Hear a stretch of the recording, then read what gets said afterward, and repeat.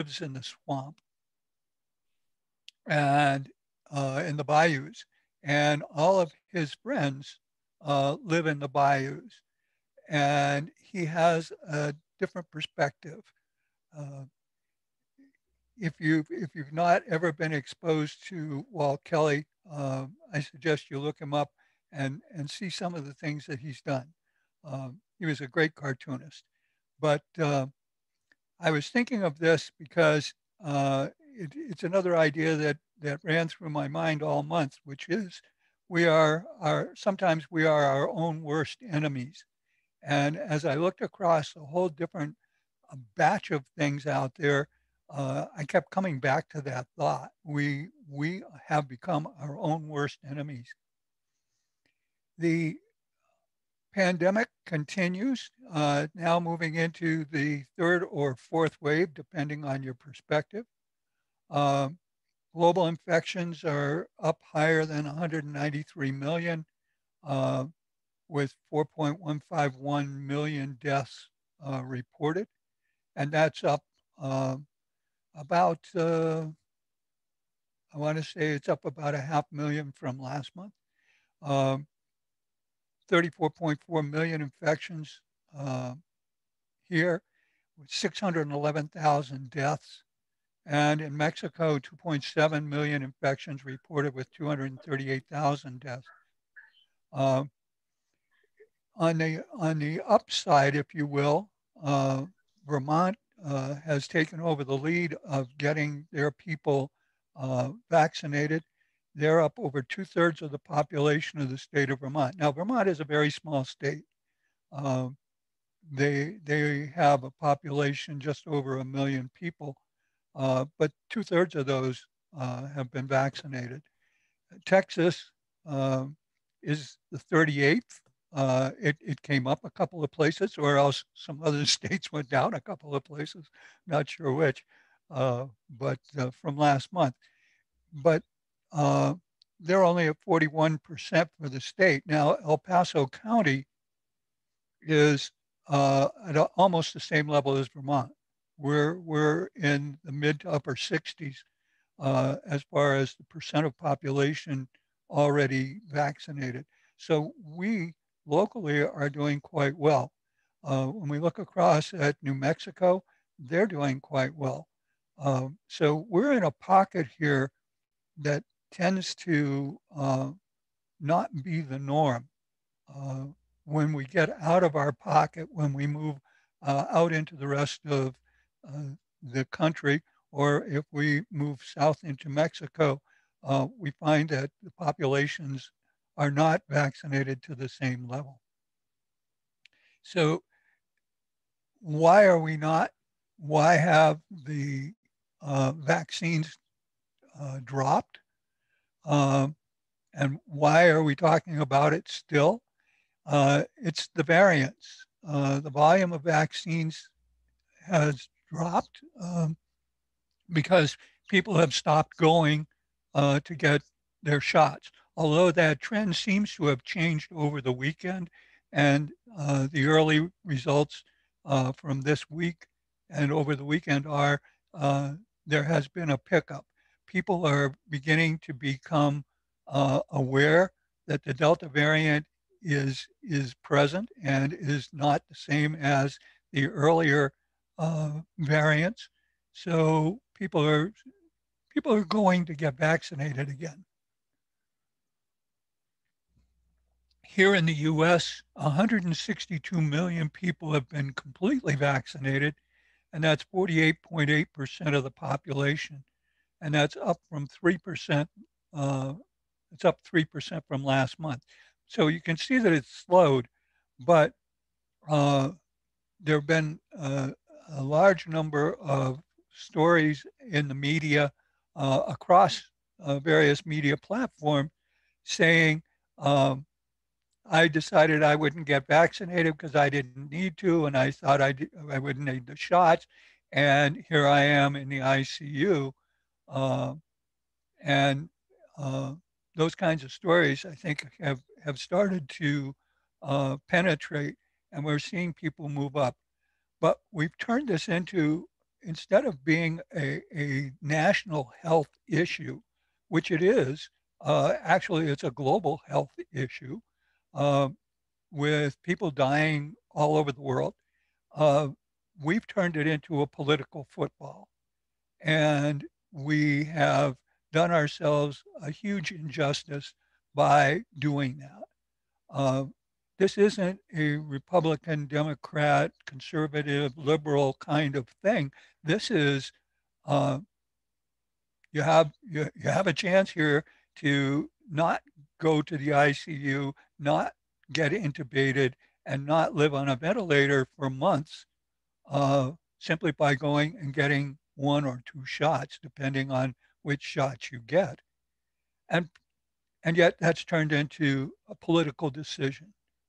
Uh, I find it fascinating that the people who have spoken the loudest about not getting shots have already gotten their shots. So they're not being honest with us, but so it goes. So we had that issue. The CDC today came out with new guidance on mask wearing, saying that we should, even though we're vaccinated, we should wear our mask if we're indoors or if we're in crowds where there are mixed people. Going back to Patricia and my discussion before the before we started, uh, I have been wearing a mask since March of last year, and I will continue to wear my mask uh, for months to come. Uh, I had non-Hodgkin lymphoma back in 2011, and I went through 5 months of chemotherapy and a month of radiation, and my immune system is not at 100%. And my oncologist said, your mask is your friend. Hold it close and maybe get some more friends because one mask gets kind of funky after a while. So uh, I have multiple masks uh, and I will wear them. Why do we call it Delta? Well, it's the fourth major variant. When we started, you may remember that they were naming the variants from where they were found, but they decided that they didn't want to do that anymore because that was another political football. Uh, and so now they're going to use the phonetic alphabet, and Delta is the fourth letter, Alpha, Bravo, Charlie, Delta. The next one will be Echo. It's the fourth major variant. And the viruses mutate, and as they mutate, they grow stronger. As viruses pass from one person to another and on to another and on to another, they mutate, they change. And as they change, the stronger mutations take over. And so every time we have a replication, then the stronger mutations outlive the weaker mutations. And so the more often we have mutations, the stronger the virus gets. We thought we had this beat. We all had those moments a few months ago where we said, wow, we're finally out from under and we can live a more normal life. Um, Not the case.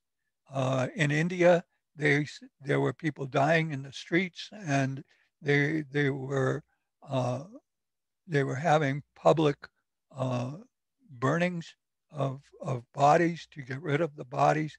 Uh, and we thought, wow, that's pretty terrible. But now that that mutation is the most popular mutation in the United States and Mexico. So uh, the time to beat a virus is when it's at its weakest, and we have missed that opportunity. So it may end up being a long haul. Uh, the good news is that the uh, mRNA uh, vaccines that they have can be easily adjusted and changed. And they can continue to change the vaccine to take on some of the stronger viruses as well. Our path through this, we learned about the virus. We were unclear on how we should proceed. there were different messages coming from different places, and it wasn't clear exactly what we needed to do. And all of a sudden, we stopped listening to the professionals. We started listening to the politicians.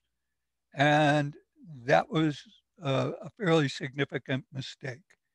We created 3 vaccines that work really well, and we did it in record time. Um, and there were other vaccines that were made, and 2 others are being used around the world with really good results as well. So in all, there were probably 6 or 7 really good vaccines created in very short time. Now they're coming out with a pill, and they've got other things that they're rolling out uh, to help us overcome this pandemic. But we have to use them. Uh, we rolled out those vaccines, and people waited in long lines to get their shots. Uh, and then we started listening to the professionals again, and we seem to be on a clearer path at this point.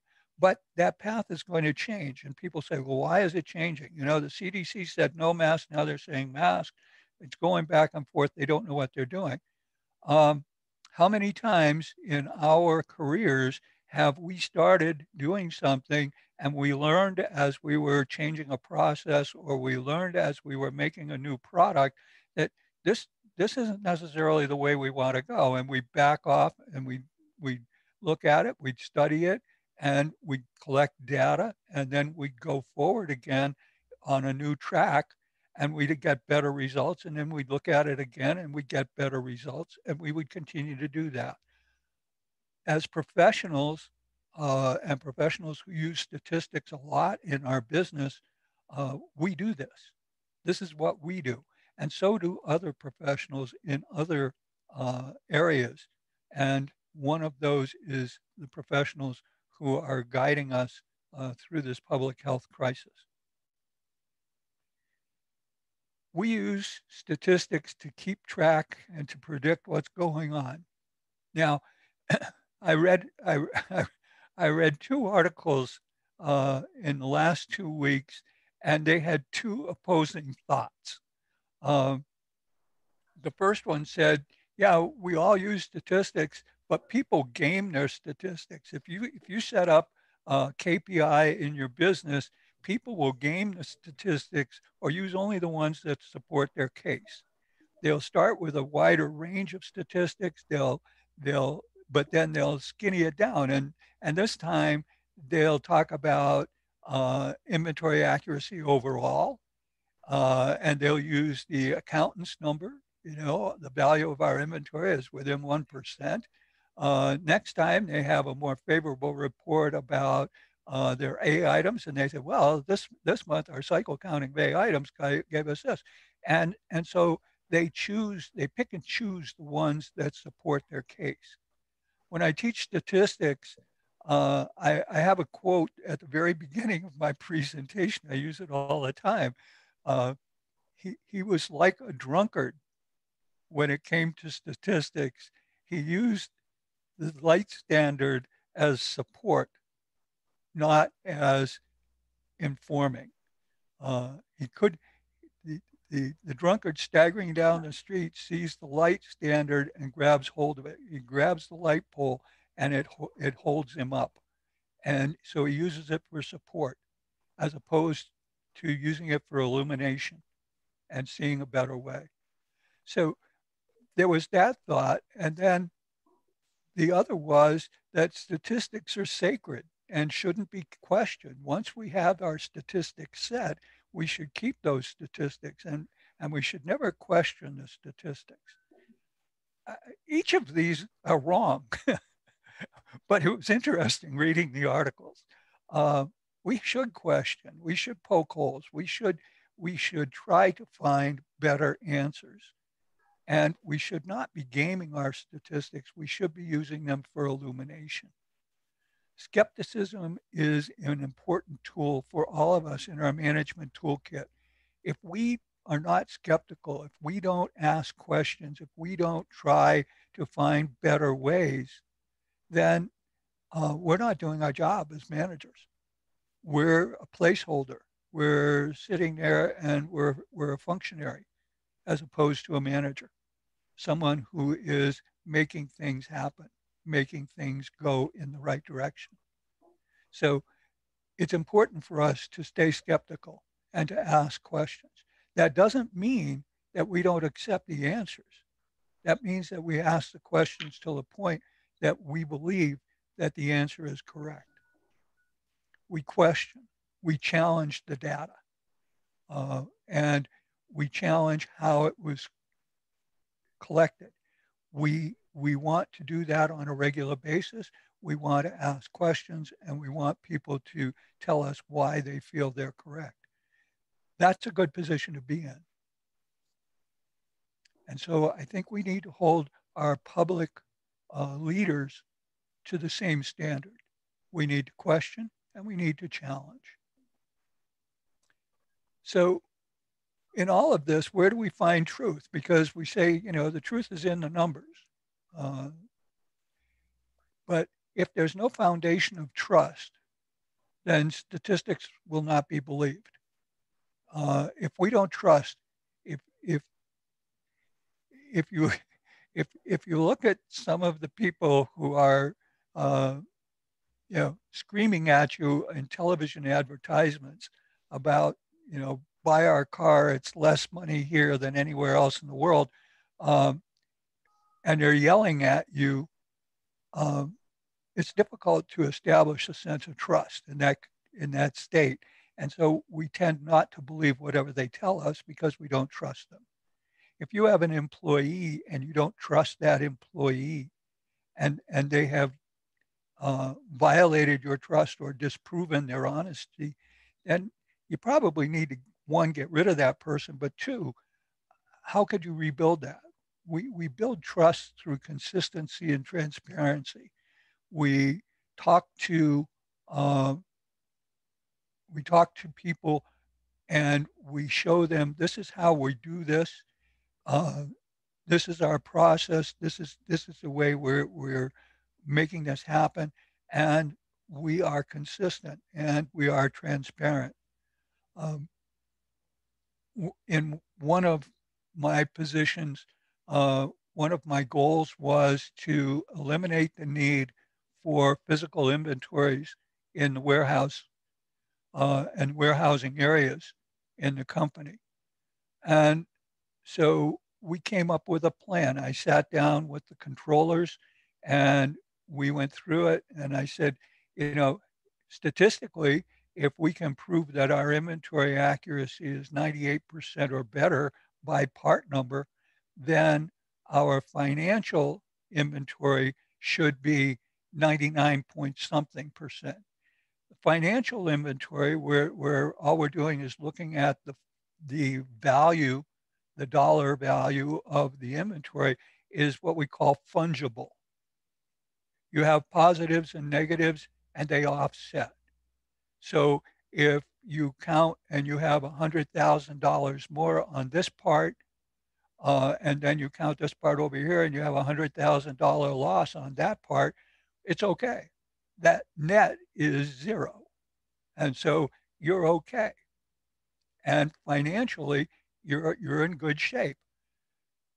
With cycle counting, it's absolute. We are over on this one and under on that one. We have two wrong counts. So if we can make that right and we have good numbers at the individual part number, then the value of the inventory is correct.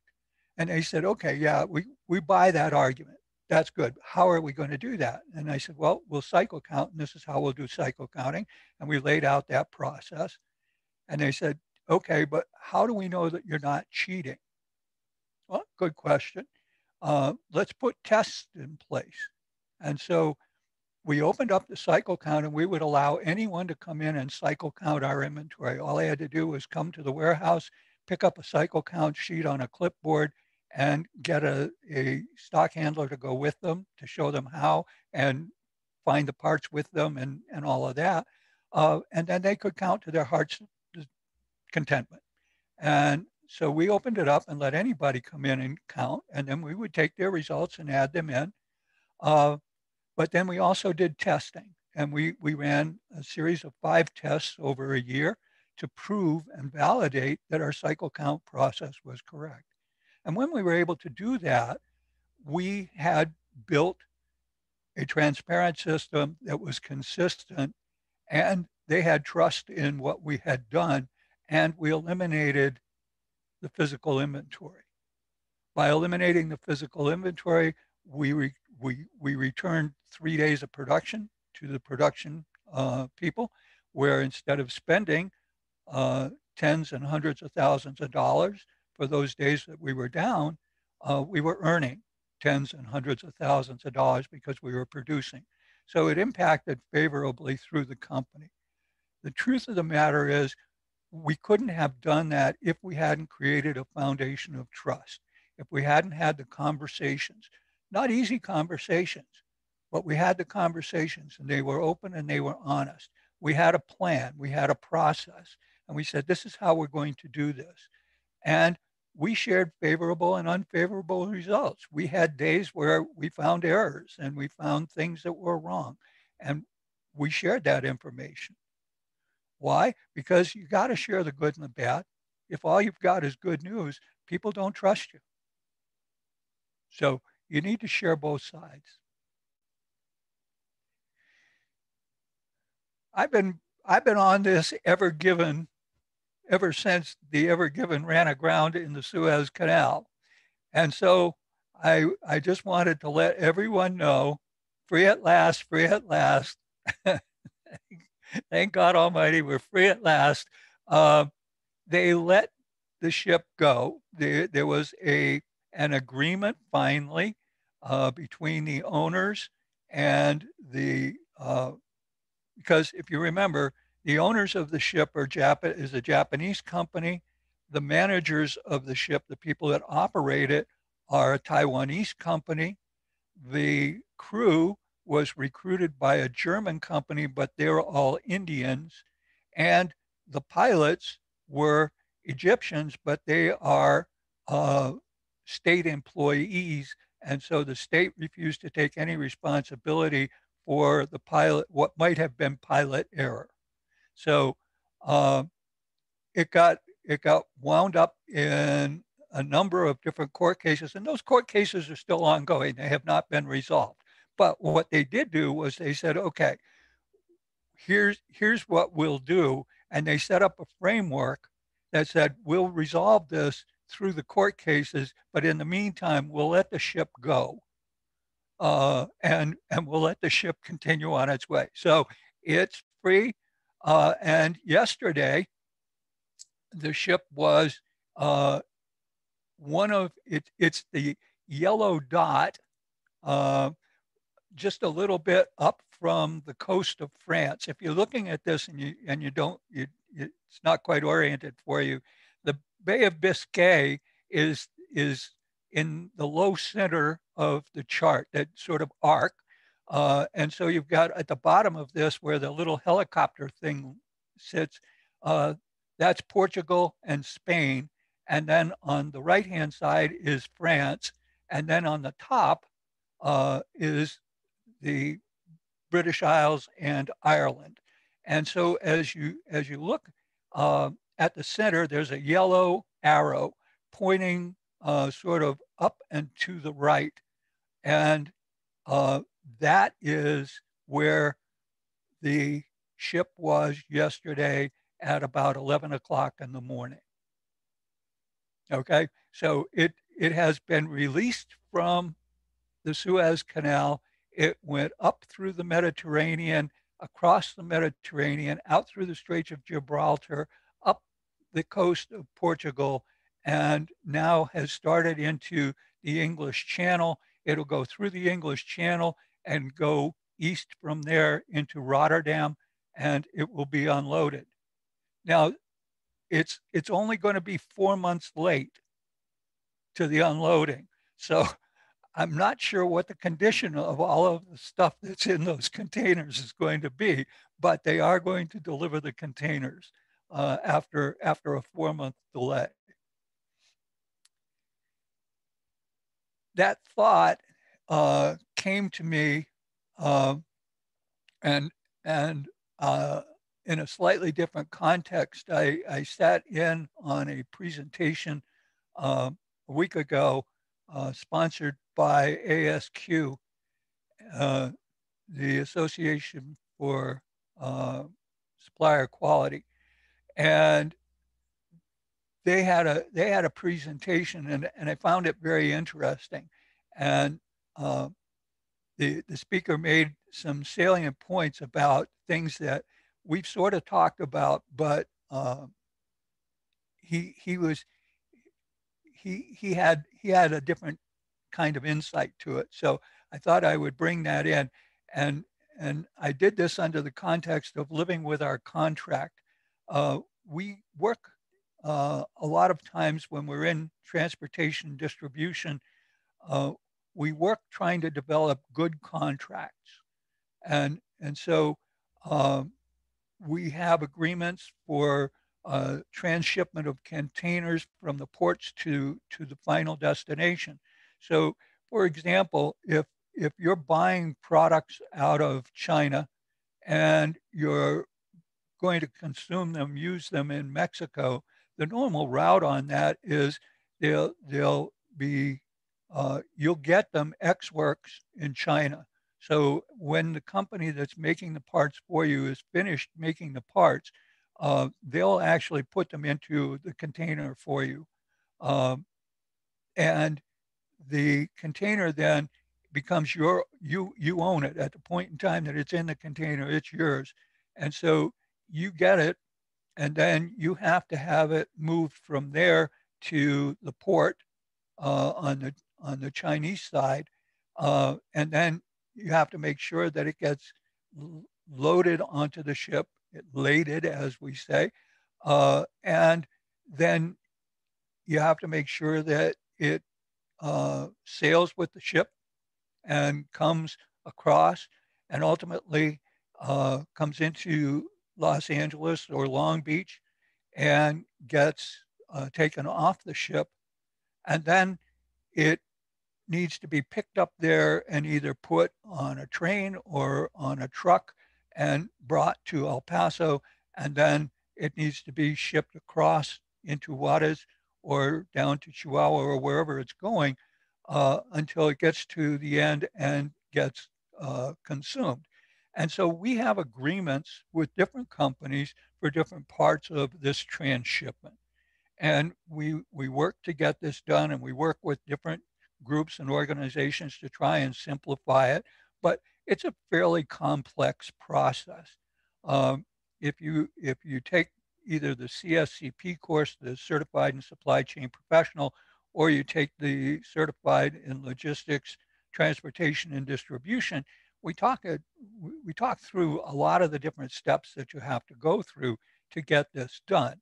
But you move the container to your final destination. That's how it normally works. And the ship comes in, they take it off the ship, they put it on the dock, they pick it up off the dock, they put it somewhere else, or if things are going really smoothly, they take it off the ship, they put it on a train car, they bolt it down, and they pull that train car out, and away it goes. But right now, there's a lot of competition for limited space on trains and trucks to move the containers from the port. Why? Well, there's a shortage. We talked about this before. There's a shortage of containers because people ordered stuff. Then the pandemic came and sales stopped. So they stopped emptying the containers. So there are a lot of containers that are being used as inventory locations. And now they're starting to empty out those containers. They have to get them back on to transportation to get them back to the port so that they can be put back on ships and sent off to get refilled. Or they find a place to fill them up here with product that's going somewhere else in the world and get them to the port full so that they can be laded onto another ship going somewhere else. Uh, there's a lot of competition for the limited space. And I've had the opportunity. I drove out to Phoenix a couple of weeks ago. I'm going again. Uh, but when you're going along I-10 across New Mexico and parts of Arizona, you're driving right next to the train lines, and so you get to watch the trains going east and west on major rails, going to LA and coming from LA, and it was amazing the length of those trains and the number of containers on those trains. They are packed to the brim. And you say, well, yeah, well, that's the way it's supposed to be, Chet. What's the problem here? Well, in your contract, your cost is fixed. You said you've got a contract and they agreed that every time they move a container for you from offloading it in LA till they get it to you here in El Paso, it's going to be $2,000. Excellent. So your cost is fixed, but your priority is not. So what does that mean? On the spot market right now, the spot market is much higher than the normal contracted price. We talk about inflation. There's inflation on the prices of cars, on the prices of apartments, on the prices of homes. All of those prices are up. Food prices are up. We're going through a phase here where we've got fairly significant increases in cost, and because there's competition for the limited space, the amount of money that they can earn moving containers that are needed and are rush uh, goes up. And so they're sitting there picking which containers are going to go on which train. And they look over and they see Chet's A container. And Chet's contract says $2,200 from LA to El Paso. And they go, yep, we need to ship that. And they look over and they say Deanna's B container, and Deanna's jumping up and down and saying, I need it, I need it, I need it. It's perishable. I've got to have it. I'll pay whatever. And they go, well, how about $22,000 to move that container? And Deanna says, okay, I'll pay the 22,000. So whose container is going on that train? I am going to be sitting over here waiting for my container because they're going to take the extra money. Now, this may be a little bit higher than the actual numbers, but not much. Um, but they're shipping those rush containers where they can get more. They're off contract and they're doing them spot buy in the marketplace and they're filling up the trains with those. And if they have space, then they're putting on the contract. But they can make a lot more money uh, buying or moving the other containers. So you're living with your contract. The price was there, the price was fair, but they're moving it. Containers are an indicator, they're a constrained resource. Empty containers, the trailer bodies to haul those containers, the train cars to carry the containers, harbor berths to unload and reload are all constrained resources at this point. Stop and think, what other constrained resources are in your global supply chains? Where else are there constraints that are holding you back? Not necessarily bottlenecks, and you need to know the difference between a bottleneck and a constrained resource, and we'll talk about that another time. But there are constrained resources. We need your help. We put this out on Twitter. We put it out on LinkedIn, on Facebook. Omar Moya is one of our instructors at the Apex chapter here, and his niece has been uh, treated and is being treated for leukemia. Cute young lady, uh, very young, uh, and so we're asking for help. We are looking for people who can donate at Central Medical and help us with platelets uh, or hold blood, either one. But we're putting out the request. If you know somebody, if you are in a position where you can donate yourself, please let them know that you're there and that you're given in her name. We always ask, what would you like to discuss? What's causing you problems right now? What are your issues or concerns? And give us your ideas. We got this month some ideas that we'll be talking about in the next couple of months. How do we approach? How can we approach during today's uncertainty a digital supply chain and evolve our CRM ERP inside talent management, and then supply chain risk contingency for the total cycle, and then digital supply chains, the future of automobile and aeronautic industry challenges and opportunities, COVID-19 and new markets, master scheduling, feature and option planning, and supply chain and data analytics and machine learning. So we're going to be talking about all of those. And if you've got some other things that you'd like to talk about or listen to, we're more than happy to do that. And we're going to be announcing another presentation that we're going to be doing we're doing this one about every 4 weeks. And so about every other week, we'll jump in with a presentation that may not be ASCM, but would be something that we think you might find interesting. And we have one coming up soon on how to improve your LinkedIn page so that what you're putting out there in your LinkedIn profile and everything is working for you and not against you. So that's coming. You can look forward to that, and we'll have some advertising out on it shortly. And we look forward to you being there. One last advertisement. We've got manufacturing and MRP starting August 14th, CPIM Part 1, August 14th, CSCP September 4th, Inventory and Purchasing Management September 18th, CPIM Part 2, October 9th, and CLTD October 16th. And as a final thing, I just want to let you know our latest CLTD certified person is Mrs. Deborah Trejo. I know her quite well.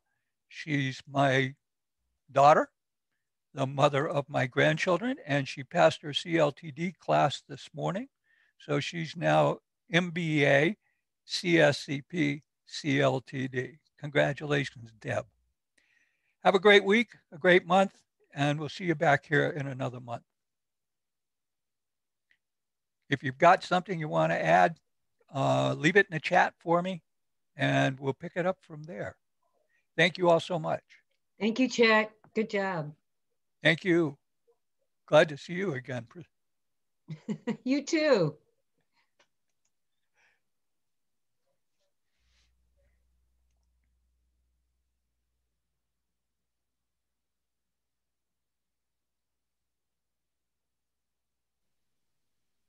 Thank you to everyone for joining us.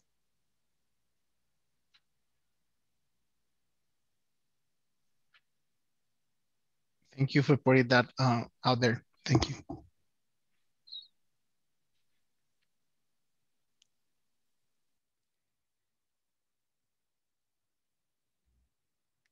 All right.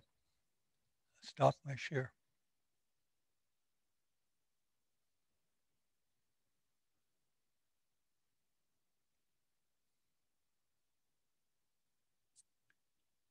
Are we good, Deanna?